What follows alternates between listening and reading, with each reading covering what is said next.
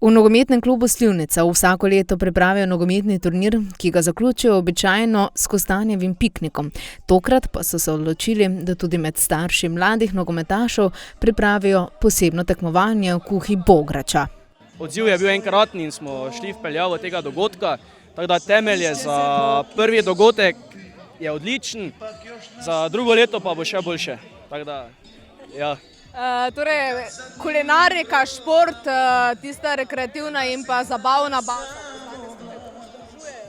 Tako je. Veseli nas, da je tukaj več generacij, katere se družijo in igrajo nogomet. Od 16. ure dalje še bo spopad nogometnega turnirja med vsemi ekipami, ki trenutno sodelujejo.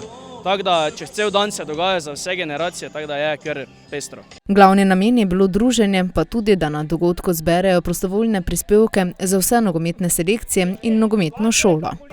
Baje bograč, ampak mislim, da ko boste probali, boste to povedali, da je bograč. Bograč kuhamo, seveda. Dober, najboljši ko bograč. Zakaj najboljši? Zaradi tega, ker smo to, je to in je to najboljši bograč. Pač želimo z vsemi prostovoljnimi prispevki otrokom nuditi čim več, ker naši otroci si vseeno najbolj zaslužijo, tako kak je. Upamo, da bo tu vsi občani Slivnice prišli danes sem, pa da bo res en vreme nam služi, pa da bo res en super dan. No.